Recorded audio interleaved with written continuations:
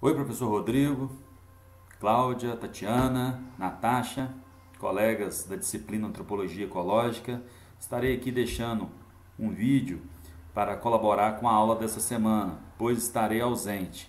Então, estarei comentando um pouco do que aprendi na leitura da Tragédia dos Comuns, também denominada A Tragédia dos Bens Comuns, do autor Hardin, Garret James Hardin.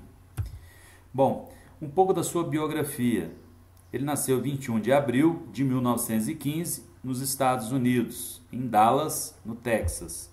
Seu falecimento foi 14 de setembro de 2003, em Santa Bárbara, na Califórnia, também nos Estados Unidos. Ele era PhD em Ecologia Microbiana e graduado em Zoologia.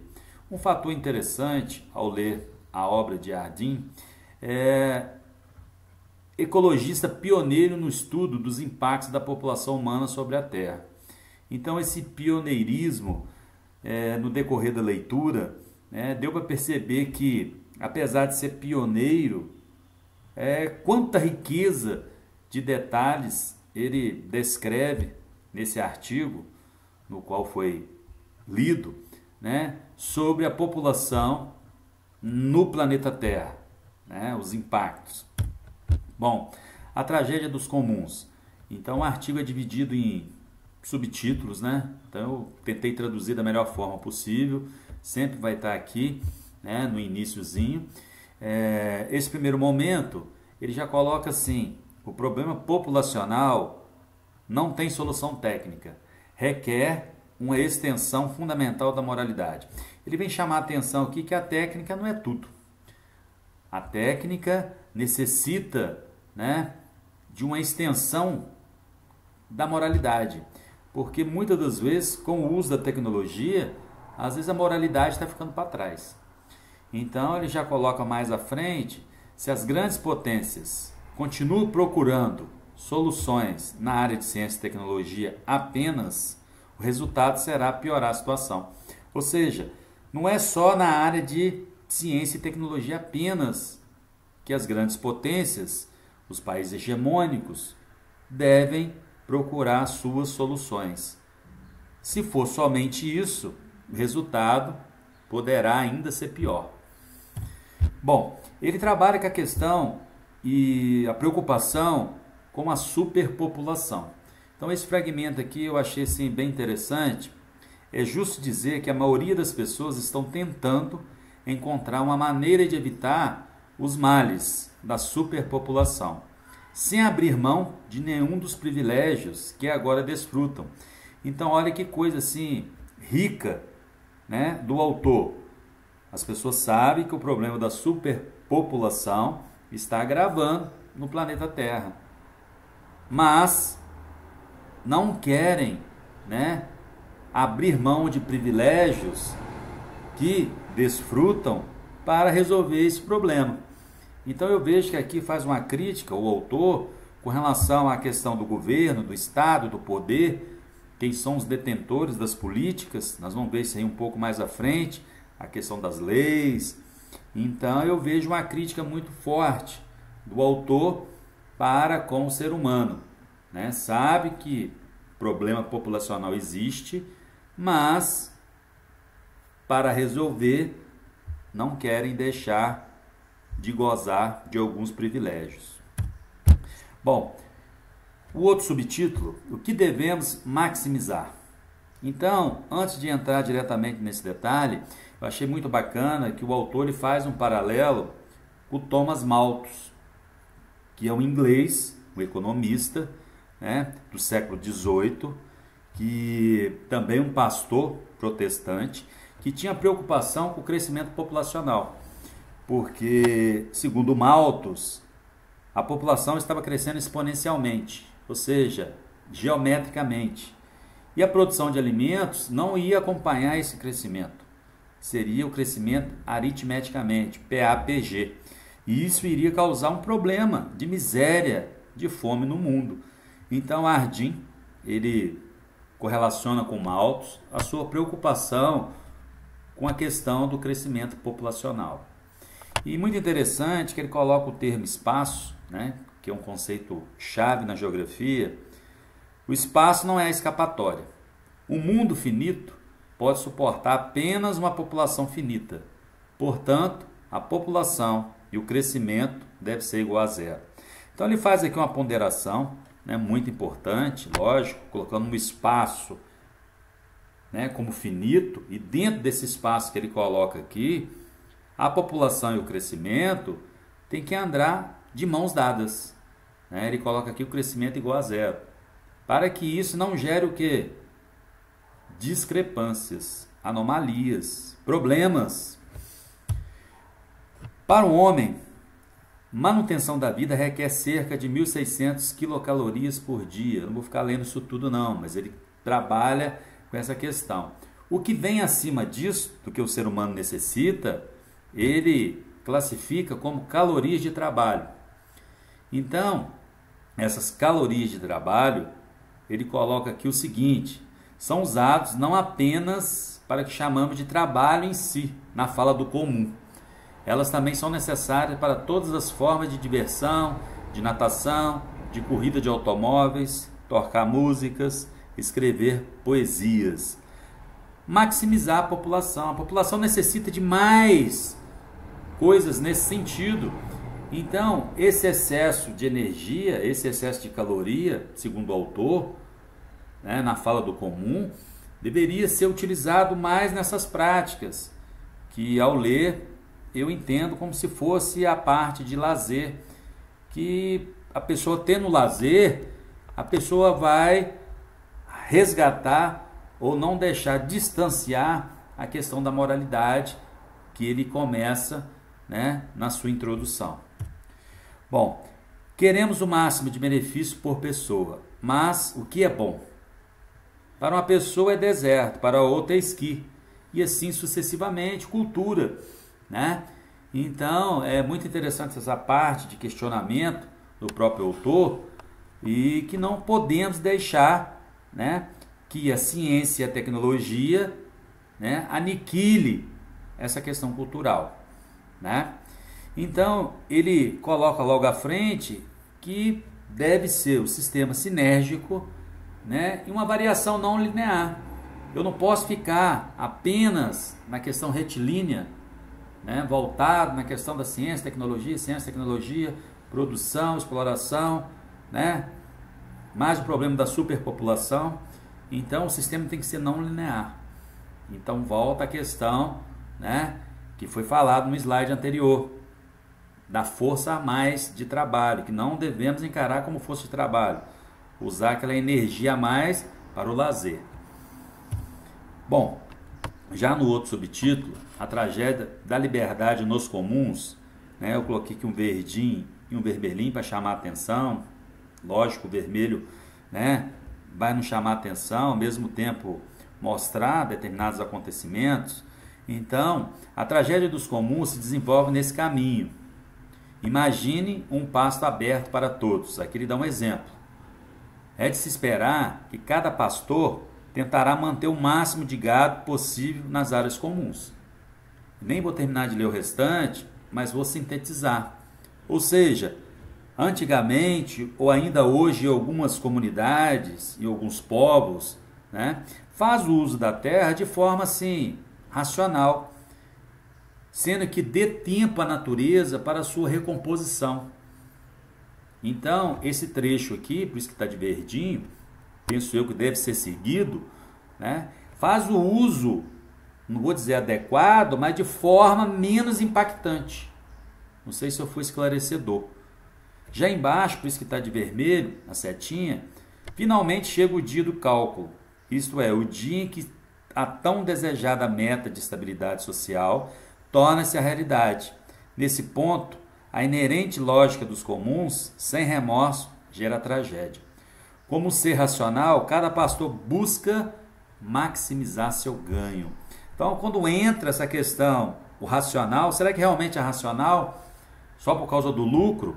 E o que está impactando, né? E as coisas que não tinha na parte de cima, que era reconstituído, né? A própria natureza, a sua capacidade de carga, Embaixo aqui, né, coloca a questão de maximizar seu ganho, essa lógica dos comuns, né, o então racional, a gente começa a ter o que? Problemas, né, problemas naturais, problemas sociais e assim sucessivamente. O indivíduo beneficia de sua habilidade de negar a verdade, embora a sociedade como um todo, do qual ele faz parte, sofre com isso. Então o indivíduo, né, o ser humano, tem a sua habilidade e muitas das vezes nega a verdade. Um exemplo, de maximizar o ganho. Então o impacto, a sociedade acaba sofrendo com isso. A educação pode neutralizar a tendência de fazer coisa errada, mas a sucessão inexorável de gerações requer que a base para este conhecimento seja constantemente atualizada. Educação sem atualização, né, eu acho muito complicado. Você tem que estar o tempo todo fomentando, instigando, atualizando, contextualizando, né, trocando informações, fazendo feedback. Então a educação ainda é uma forma, né, de você neutralizar essa questão desse sofrimento da sociedade. Mas isso necessita, como eu disse, de ser constantemente atualizado. Aqui ele coloca um dos exemplos, eu achei isso aqui muito interessante, porque em escala global é muito comum ainda, né, ver exploração na questão dos oceanos. Lembrando que é um discurso muito comum, é o planeta água, que nós temos mais água do que terra, então a questão da água é inesgotável, então esses discursos. Então ele coloca aqui, os oceanos no mundo continuam a sofrer com a sobrevivência da filosofia dos comuns. Nações marítimas ainda respondem automaticamente para a liberdade dos mares. Muito profundo isso aqui. Filosofia dos comuns, né? Professando acreditar que os recursos dos oceanos são inesgotáveis. E não é. Então, vamos colocar as espécies, seja de peixes ou mesmo de baleias, que estão entrando em extinção. A pesca industrial, né? Vamos pegar esses países aí, Estados Unidos, Noruega, Portugal, esses países que investem nessa questão da pesca industrial, o próprio Japão, né? Está mostrando que nitidamente que o oceano vai chegar uma hora que determinadas espécies poderão ser banidas e estão sendo banidas. Essa parte da poluição, eu deixei até aqui no primeiro quadrinho, reticências, achei muito também interessante. A tragédia do bem comum reaparece em problemas de poluição. Aqui não é uma questão de tirando algo do comum, mas de colocar algo no esgoto, reticência. Isso aqui é um leque para debates, né? Então eu entendo que a poluição não é de agora. Então não reaparece, ela já existia. Porém, quando ele coloca aqui, colocar algo no esgoto, é porque o tanto que aumentou a questão de dejetos, seja resíduos sólidos, de efluentes, seja de partículas suspensas no ar. Então lembre-se que a tecnologia não é a solução para tudo, senão seria a solução para a questão do esgoto, reticências. O homem racional descobre sua parte de custo dos resíduos, que ele descarrega em um bem comum.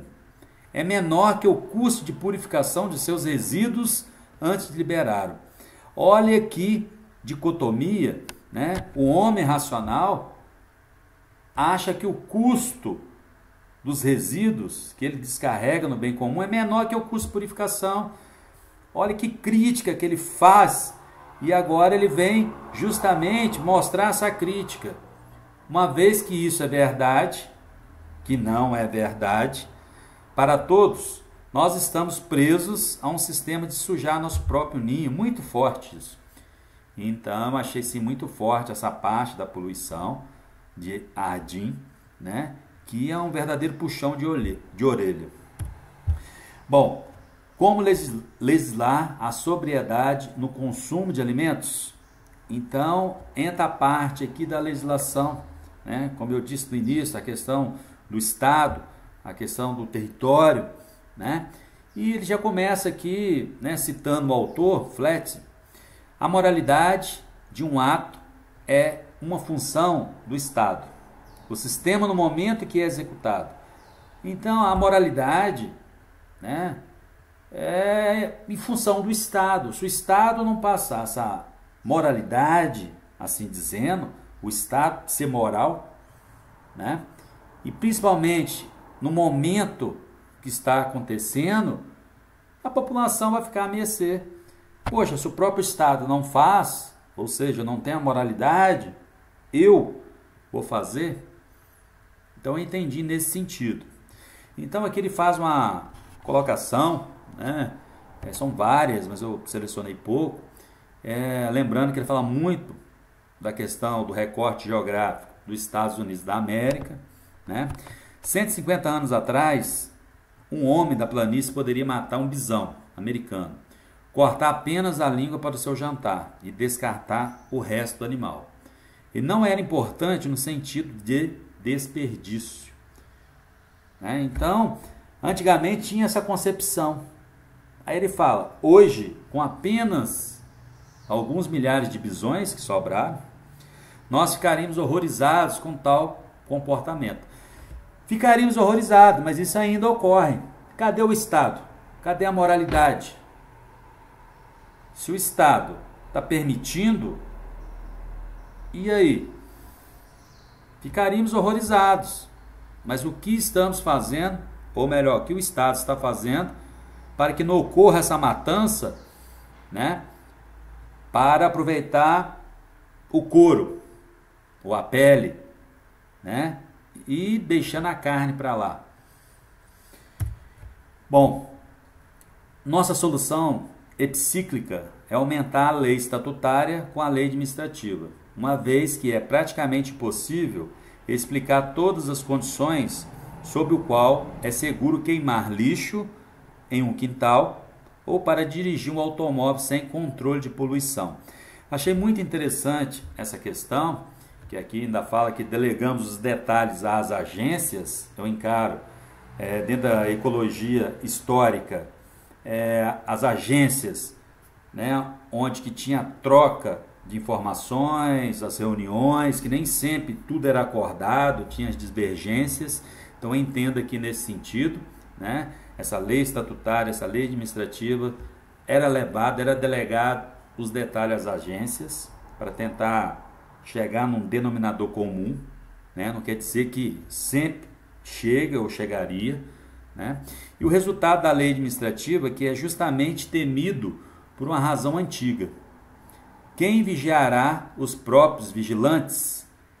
Então, John Adams diz que devemos ter um governo das leis e não dos homens.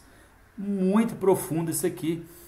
Então, como volta no exemplo anterior, o peso de queimar o lixo no quintal ou um carro sem controle de poluição atmosférica, e aí? Quem deveria ser mais punido? Fica aqui, né, a interrogação: quem vigiará os próprios vigilantes? A liberdade de procriar é intolerável. A tragédia dos comuns está envolvida em problemas populacionais de outra maneira. Em um mundo governado exclusivamente pelo princípio de cachorro come cachorro, se na verdade sempre houve tal mundo, muitos filhos que uma família teve, não foi um assunto de interesse público. Então essa liberdade de proliferar a vida, né, nem sempre foi de interesse público. Ele usa esse termo forte aqui, cachorro come cachorro, não sei se a tradução ficou correta nesse sentido, mas eu vejo que ele colocou num sentido de chamar a atenção do poder público, que nunca teve esse interesse, né, nesse crescimento populacional. E ele vai ampliando com alguns exemplos, né? Pais que criam filhos de maneira exuberante deixam menos descendentes, não mais porque eles seriam incapazes de se importar adequadamente para com seus filhos. Pais que criam filho de maneira exuberante, entendo eu, que seriam os pais que teriam mais condições em determinado momento. Essa exuberância seria a questão da fartura, Então, automaticamente esses pais, né, eles teriam menos descendentes, porque para ter essa fartura, né, eu encaro isso aí, não vou dizer equiparado, mas como se fosse o planejamento familiar. Nossa sociedade está profundamente comprometida com o estado do bem-estar. Então esse autor aqui vem colocando. Portanto, é confrontada com outro aspecto da tragédia dos comuns. Como devemos lidar com a família, a religião, a raça ou a classe que adota sobre produção uma política para garantir seu próprio engrandecimento. Então ele vem chamar a atenção aqui, né, o autor, Gilvertes, confrontando os aspectos da tragédia dos comuns. Como devemos lidar com a família, religião, raça, né, classes, sendo que a produção e política é voltada para garantir seu próprio engrandecimento. Então, eu lembro mais uma vez da questão lá do pastor, né, da questão depois de maximizar a questão do lucro, né, quando fala aqui em engrandecimento. Então eu vejo que essa questão da religião, da família, da raça, né, e de classes, quando tem os olhares para a questão da produção política e seu próprio engrandecimento, é uma crítica também que o autor faz, né? Porque vai engrandecer determinados grupos e isso vai gerar, né, a falta ou empobrecimento de outros. Eu entendi nesse sentido. Aí o próprio autor, né, Hardin, para acoplar o conceito de liberdade para procriar com a crença de que todos os nascidos têm direitos iguais aos comuns, é bloquear o mundo em um trágico curso de ação. Fortíssimo isso aqui, né? Você achar que todos terão as mesmas coisas, os mesmos direitos, né? É um mundo trágico. Os cursos são diferentes, né? A família é diferente, a religião é diferente, a raça, a própria classe, né, social, classe política, né? Então não são iguais. A consciência é autoeliminável. É um erro pensar que podemos controlar a criação da humanidade ao longo prazo, por um apelo à consciência. Então, é um erro pensar que a questão consciencial vai o quê? Controlar essa questão da criação da humanidade. E isso já dizia Charles Darwin. As pessoas variam com apelos para limitar a reprodução. Algumas pessoas, sem dúvida, respondem mais aos apelos do que outras. Então, envolve a questão do núcleo cultural, né? Algumas respondem mais a outros. Então, eu vejo essa questão muito forte, né? Quem tem mais crianças produzirão uma fração maior da próxima geração do que aqueles com a consciência mais suscetíveis. Então, mais crianças, consciência mais suscetíveis, esse da consciência mais suscetíveis é aqueles que não preocuparam tanto nessa procriação, assim dizendo.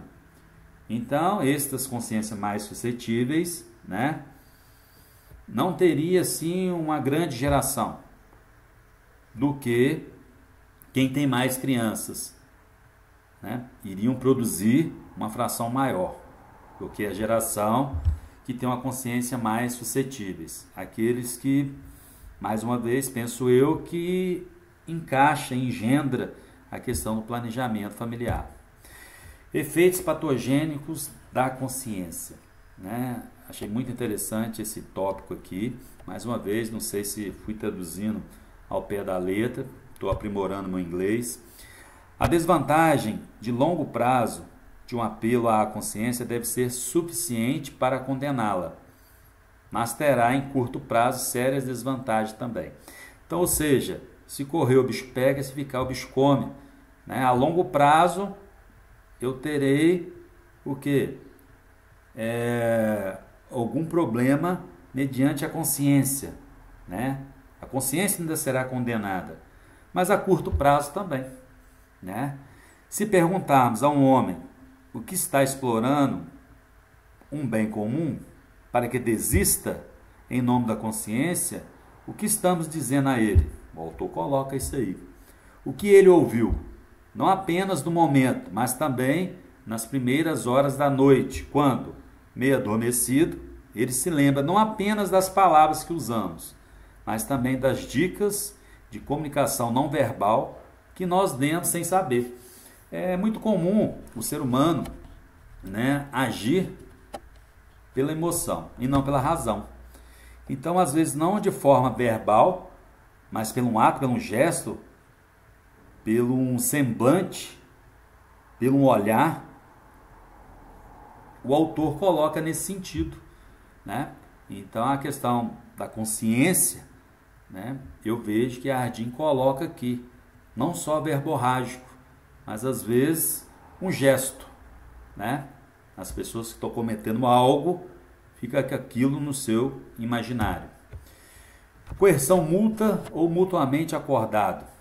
Os arranjos sociais que produzem responsabilidade são arranjos que criam coerção de algum tipo.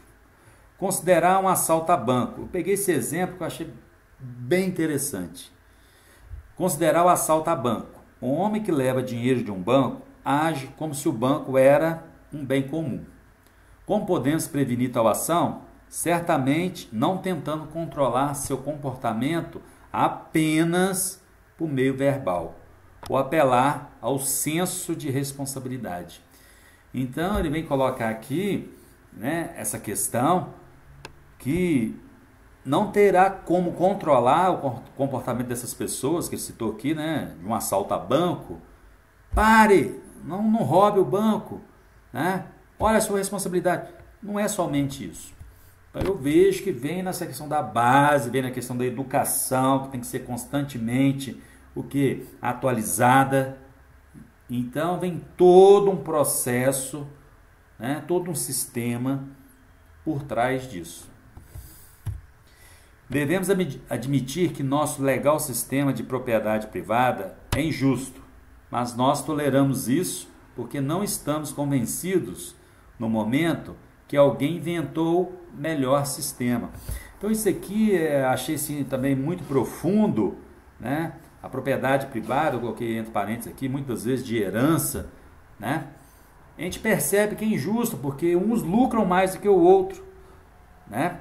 Mas estamos esperando cair do céu, na colocação do autor, um sistema melhor do que a propriedade privada, né? Vamos lembrar lá de usurpação do solo, do pastor, né?